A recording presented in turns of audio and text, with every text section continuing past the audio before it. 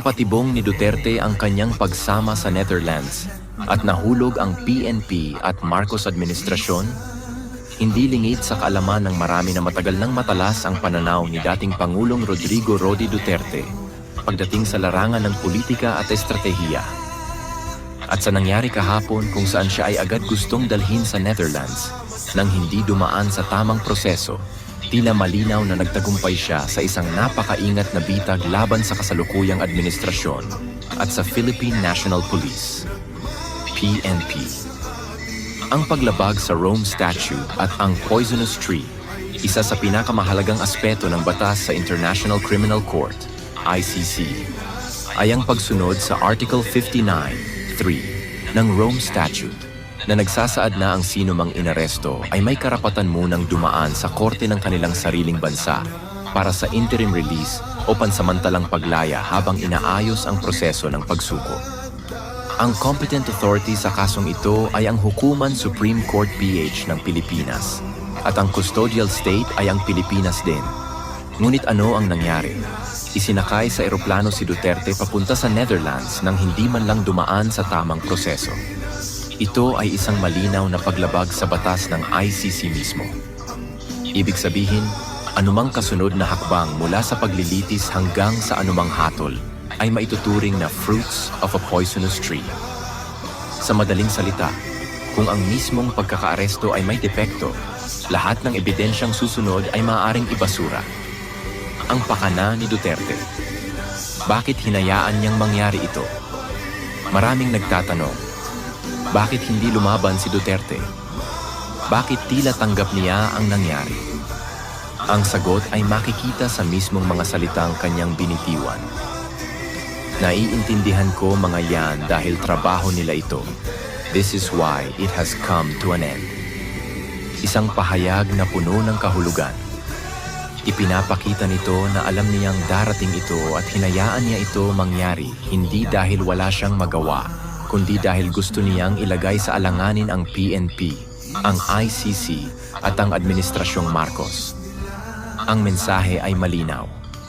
Ang PNP at ang gobyerno mismo ang lumabag sa due process, hindi siya. Sa ganitong paraan, hindi lang niya napakita ang kahinaan ng kasalukuyang administrasyon, kundi inilagay rin niya sa peligro ang mismong kaso laban sa kanya. Paano nahulog ang Marcos admin at PNP sa bitag? Una, pagsunod ng PNP ng walang due process. Sa halip na siguruhing dumaan sa Korte ng Pilipinas, agad nilang isinuko si Duterte sa ICC, isang hakbang na labag sa batas na kanilang sinusunod. Pangalawa, pagkawalang kibo ng administrasyon. Sa halip na ipagtanggol ang soberanya ng bansa at igiit ang tamang proseso, tila hinayaan lang ng gobyerno na mangyari ito na nagpapakita ng kanilang kahinaan sa pandaigdigang entablado.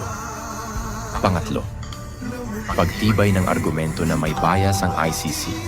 Dahil sa hayagang paglabag sa Article 59(3), lumakas ang argumento na ang ICC ay hindi patas at ginagamit lamang laban sa mga pinunong hindi kaalyado ng kanluran.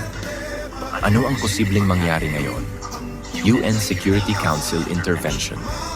Ang mga bansang tulad ng Russia at China ay maaaring kumilos upang suspindihin ang ICC proceedings laban kay Duterte gamit ang paglabag sa Article 59(3). Bilang matibay na batayan.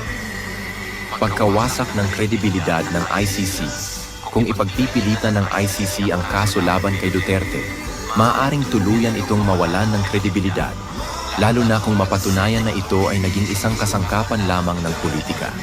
Kawalan ng legal na basehan sa kaso. Dahil sa fruits of a poisonous tree doctrine, posibleng maibasura ang kaso laban kay Duterte na magbibigay sa kanya ng isang makasaysayang panalo kahit pa nasa Netherlands na siya. Isang matagumpay na estratehiya. Sa unang tingin, maaaring isipin ng iba na si Duterte ay talunan sa sitwasyong ito. Pero sa mas malalim na pagsusuri, lumalabas na siya ang tunay na nagwagi. Hinayaan niyang mahulog ang PNP at ang Marcos administration sa isang bitag na sila mismo ang lumapastangan sa batas, isang hakbang na maaaring magresulta sa pagbagsak ng mismong kaso laban sa kanya. Kung sakaling ito ang maging dahilan ng pagbagsak ng kredibilidad ng ICC, Masasabi nating nagtagumpay si Duterte sa pinakamalaking laban ng kanyang buhay, hindi sa pamamagitan ng dahas, kundi sa pamamagitan ng isang maingat at matalinong estratehiya. Good luck, Mr. President Bongbong Marcos and PNP Torre.